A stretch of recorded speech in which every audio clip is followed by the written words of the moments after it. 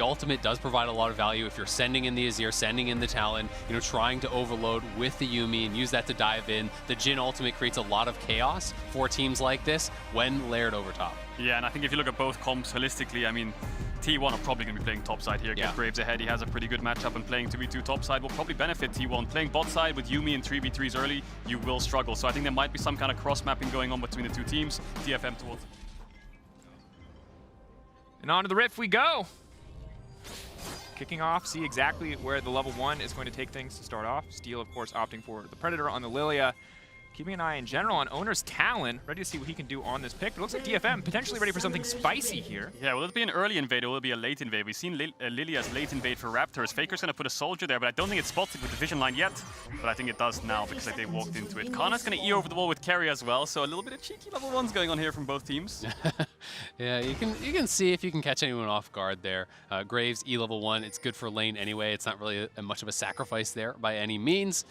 And might be able to get a little bit of damage here off onto Evan. Mana flow.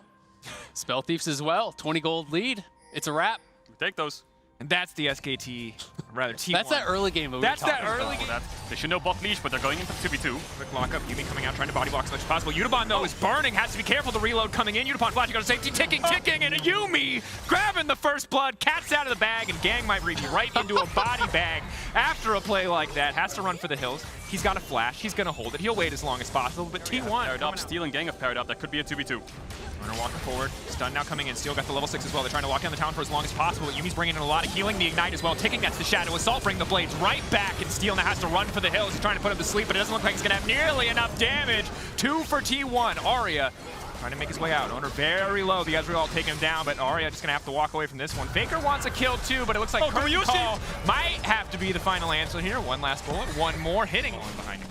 That said, you say Ludens, I say Kana's gonna run, and that was an oopsie. Steel now hopping her way in, prancing. He's getting dunked down. Is it enough? Owner on the way in. They might still be able to turn this. Kana might just be a killable. Steel, you're just too squishy. Oh, the Bambi flashbacks from MSI. They're coming in clutch. Kana's still gonna get taken down. Big fist comes in from Evie, and Owner gonna make it at least 2 for 1. You know, the Gandalf meme where he has, I have no memory of this. You know, Steel multiple times on top side, and you can use process of elimination. Steel's top side. I pushed him on his top side. Faker. Go. Arya getting scooped back. Talon does big damage. Shockwave good, but doesn't look like it's going to be good enough. Arya's still walking though. The Soldier's going to finish the job. Faker going to grab another one. That's a 4.5k gold lead in 10 minutes. And that's the punish on the missing flash thanks to Gumayusi's roam earlier. The Jhin ult forced that out. They know they can get a kill, and now it's a smooth Herald transition right towards mid. And this game is quickly getting out of hand. They're already 4k up. Make it just about 5. Yeah.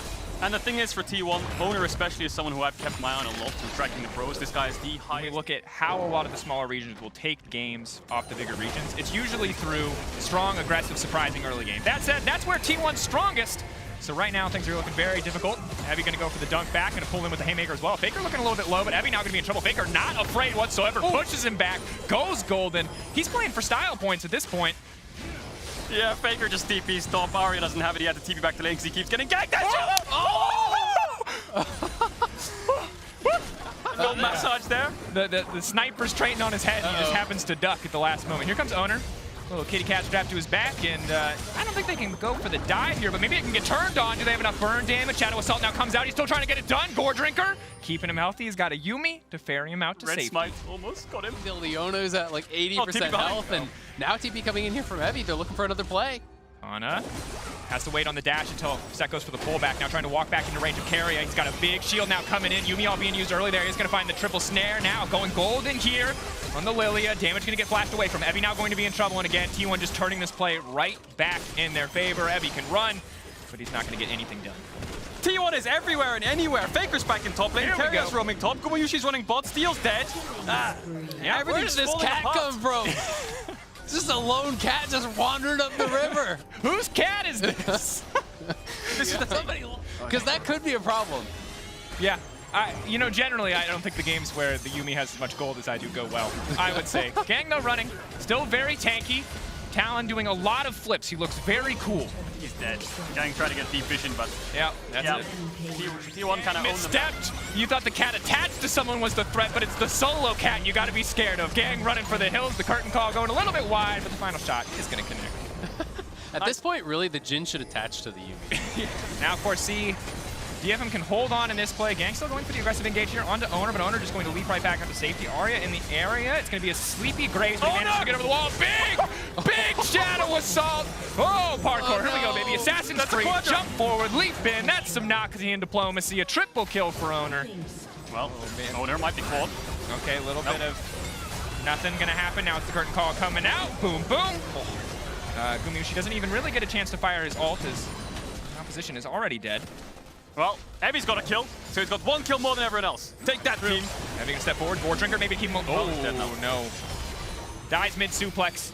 They wanted to get it, but it is not going to happen. That's The my thumbs favorite up emote. Teemo. That's my favorite emote. The thumbs up from Teemo. Scout approved.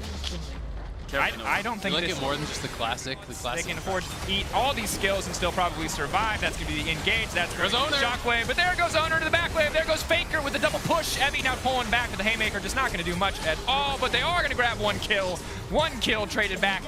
Steel finally getting his revenge, but T1 look to finally take this game. 19 minutes in. Absolute barn burner.